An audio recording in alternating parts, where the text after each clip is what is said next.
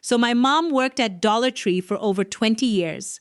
Started when I was just a kid, worked her way up from cashier to assistant manager, and eventually helped run the store for most of my childhood and into my early 20s. Growing up with a parent who worked retail like that teaches you things that other kids just do not learn. And one of the biggest lessons was that not everything in that store, despite the price tag, was actually worth buying. My mom had a mental list, and honestly, at one point, an actual list taped inside a kitchen cabinet of things she flat out would not let us bring home, no matter how much we begged. So today I want to share that list with you, explain the reasoning behind each one, because some of it is honestly really practical advice that I think everyone shopping at dollar stores should know, even years later, even with different inventory than when she worked there. Before I get into the list, if you are new here, welcome. I am so glad you found this video. I make content about budget shopping, dollar store deals, and honestly, a lot of behind the scenes retail knowledge because of growing up the way I did. If that sounds interesting to you, go ahead and subscribe because I have a lot more stories and tips like this one coming. The first thing on my mom's never buy list was always batteries, specifically the store brand batteries that used to come in the impulse buy section near the checkout. She always told us, if you actually need batteries for something important, a smoke detector, a remote you use every day, spend the extra money at a real hardware or electronics store. Her reasoning was that she personally restocked that section for years and noticed a pattern. The store brand batteries just did not last as long, sometimes barely making it through a single use in higher drain devices like toys or flashlights. For low-drain devices like a wall clock, she said they were fine, but for anything that actually mattered, she wanted us buying quality elsewhere. The second item on her list was extension cords. This one always stuck with me because she was genuinely serious about it, almost stern, actually. Whenever we picked one up as kids for some random project, she explained that working retail, she had seen too many extension cords come back as returns with issues, fraying, poor connections, things that could actually become a safety hazard if you were not careful. For anything involving actual electrical load, especially outdoors or for things like space heaters, she insisted on spending more money at a hardware store where the cords met stricter safety certifications. Third on the list, and this one is a little more subtle, was any kind of children's jewelry with small parts. My mom worked the toy aisle rotation constantly, and she had strong opinions about choking hazards, especially for anything marketed toward younger kids that had small beads or clasps. She was not against dollar store toys in general. She actually let us get plenty of toys growing up, but anything with small detachable pieces specifically for young children, she was extremely cautious about and always checked age recommendations carefully before letting us bring something like that home for younger cousins or family friends. Fourth was sunscreen, and I remember this one specifically because I asked about it once during a hot summer when we were heading to the pool. She told us that with sun protection specifically, she wanted us using products from retailers where she could verify SPF testing and freshness dates more reliably. It was not that she thought the sunscreen was fake or completely ineffective, but for something protecting your skin from actual sun damage, she wanted a higher level of confidence than what she felt she could guarantee from constantly rotating dollar store inventory. Fifth on her list, and this one surprised me when she first explained it, was certain types of adhesive products, specifically superglue and any kind of strong bonding adhesive. She had seen too many of these come in with inconsistent bonding strength during her years working there, sometimes working great, sometimes barely holding at all. For small household fixes where it did not matter much, she did not mind. But for anything load-bearing or something we actually needed to hold securely, she wanted us buying a trusted brand from a hardware store instead. Sixth was any kind of first aid ointment or medicated cream, specifically anything meant to treat an actual wound or skin condition. She was fine with basic bandages and simple supplies, but for medicated products specifically, she preferred we use name brand options from a pharmacy where she felt more confident about ingredient consistency and manufacturing standards. This was less about distrust of the product itself and more about her personal comfort level when it came to anything going directly onto broken skin or an actual injury. Seventh, and this one made us laugh as kids because it seemed so specific, was disposable razors. She always said the blades in the cheaper multi-packs tended to dull incredibly fast, sometimes after just 1 or 2 uses, which actually made them a worse value over time compared to spending a little more on a quality razor that would last through many more uses. Her logic was simple. Cheap per unit does not always mean cheap per use, and razors were the clearest example of that math not working out in the dollar store's favor.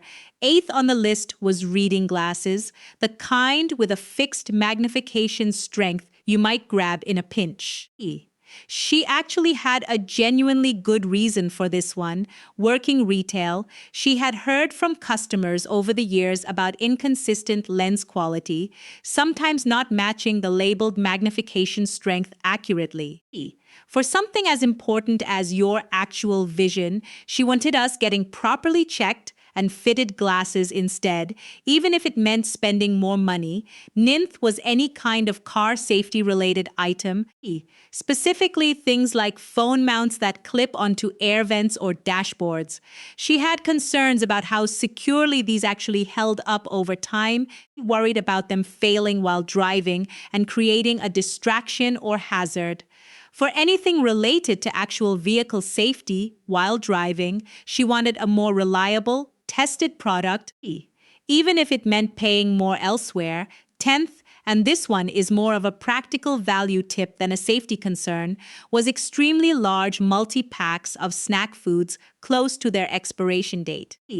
She noticed a pattern working the food section that some of the larger bulk packaged snacks would end up sitting on shelves longer before selling, meaning by the time we grabbed them, they were often closer to expiring than the smaller individually dated items.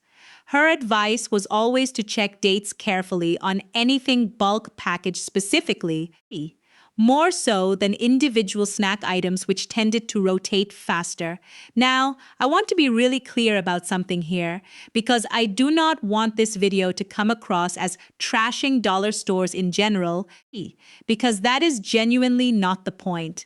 My mom loved her job. She believed in the value dollar stores provide for families who are stretching every dollar, and she genuinely thought most of what was in that store was a fantastic deal. This list was never about the store being bad. It was about her specific hands-on, insider knowledge of which categories carried more risk or inconsistencies based on what she personally saw restocking shelves and handling returns for over 2 decades. I also want to share a few things that were absolutely on her approved list because I think it is only fair to balance this out. She was completely fine with basic kitchen tools. She thought those were genuinely great value and rarely had quality issues worth worrying about. She loved the seasonal decor section and always encouraged us to shop there for holidays, saying the value was honestly unbeatable compared to specialty decor stores. She was also a huge fan of the craft supply section. She said kids' projects did not need expensive materials, and the dollar store craft aisle was more than sufficient for almost anything we wanted to make growing up. She was also completely comfortable with basic cleaning supplies, paper goods, and party supplies, saying these categories rarely had the kind of quality variance that concerned her in other sections. Her general rule of thumb, which she actually told me directly when I started making these kinds of videos myself, was that anything simple, anything that does not involve safety, health, or something load-bearing was almost always a great value at the dollar store. It was specifically the categories where safety or health were directly involved where she wanted us to be more careful and consider spending a little more elsewhere. I think about her advice constantly now. Honestly, every single time I film one of these haul videos, because I try to bring that same lens to what I show you. I am always testing quality before recommending something. Always thinking about whether an item falls into one of those categories she taught us to be cautious about, and I genuinely think that background has made me a better, more thoughtful budget shopper than I probably would have been otherwise. My mom retired from that job a few years ago, and she still shops at Dollar Tree constantly, still has opinions about what has changed since she worked there, and honestly loves watching some of my videos and telling me what she thinks based on her old insider knowledge. I asked her recently if her list had changed at all since she retired, and she said mostly no, the same general categories still apply. Though she did mention that she has noticed quality improvements in a few areas over the years, specifically in some of the kitchen tools and craft supplies, which lines up honestly with what I have noticed myself in my own shopping trips. I wanted to make this video because I think there is real value in sharing this kind of insider perspective, not to scare anyone away from dollar store shopping, but to help you shop a little smarter, knowing which categories to feel completely confident about and which ones might be worth a little extra caution or a slightly bigger investment elsewhere. My mom spent 2 decades building that knowledge from the inside, and I feel lucky that I got to grow up absorbing all of it, even if it meant occasionally being told no to something I really wanted as a kid. If you found this video interesting, let me know in the comments if any of these surprised you, or if you have your own family member who worked retail and passed down similar wisdom growing up.